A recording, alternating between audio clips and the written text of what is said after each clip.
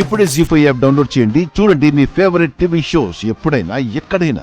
నువ్వు ఏ విషయాన్ని అంత సామాన్యంగా అంత సులువుగా వదిలేస్తావని నేననుకోను లక్ష్మి. ఖచ్చితంగా ఆలోచిస్తావు, ఖచ్చితంగా ఆరా తీస్తావు. ఆ తర్వాత నిజం బయట పెట్టే ప్రయత్నం చేస్తావు. అందుకే నీ గురించి ఆలోచించే డాక్టర్ని ఎప్పుడో మేనేజ్ చేసి పెట్టుకున్నాను.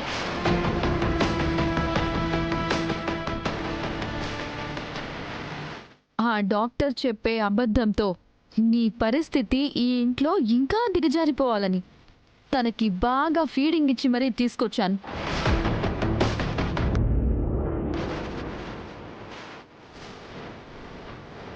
అందుకే ఆ డాక్టర్ నేను చెప్పమన్న అబద్ధాన్ని చక్కగా అల్లి చెప్పింది. నిన్ను ఈ కుటుంబమంతా మరొక్కసారి అసహ్యించుకునేలా చేసింది.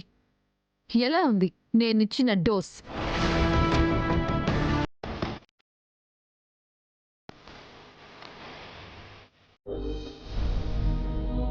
మనీషా, నీ స్వార్థం కోసం మరొక మనిషి పరువు తీస్తావా? నీ సొంత లాభం కోసం మరొక మనిషి మీద ఇంత ఘోరమైన నింద వేస్తావా? ఇక్కడ ఎవరు స్వార్థంగా లేరు జాను. విడాకులిచ్చేసినా ఇంకా మిత్రానే కోరుకుంటున్న మీ అక్కది స్వార్థం కాదా?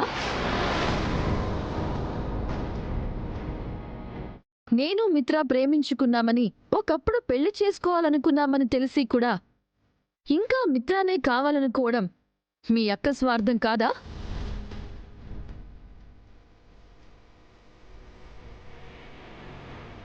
నా బ్రతుకు కోసం నేను పోరాడుతూ ఉంటే, నా భవిష్యత్తును నిర్ణయించుకునే ప్రయత్నం నేను చేస్తూ ఉంటే, దాన్ని కూడా మీ అక్క కూలగొట్టాలి అని చూస్తుంది.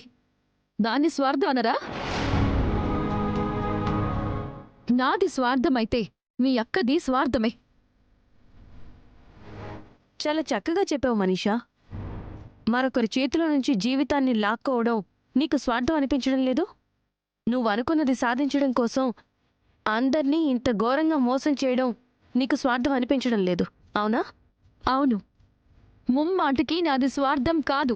చూడు మనీషా, నువ్వు సమర్థించుకున్నంత మాత్రాన నువ్వు చేసింది ఒప్పైపోదు. నువ్వు ఎంత పక్కాగా నాటకాలాడినా నువ్వనుకున్నది మాత్రం జరిగి తీరదు. నువ్వాడే నాటకాలతో తాత్కాలికంగా నువ్వు తప్పించుకోవచ్చు, కానీ ఆ నాటకాలే, ఆ అబద్ధాలే నీ చుట్టూ ఒక ముళ్ల పొదల్లా చేరి నిన్ను ఏదో ఒకరోజు ఒక దొంగలా దోషిలా బంధించి అందరికీ చూపిస్తాయి. నేను చాలా తెలివైన దాని లక్ష్మి. ఏ పరిస్థితి నుంచి ఎలా తప్పించుకోవాలో, ఏ పరిస్థితిని నాకు అనుకూలంగా మార్చుకోవాలో నాకు బాగా తెలుసు.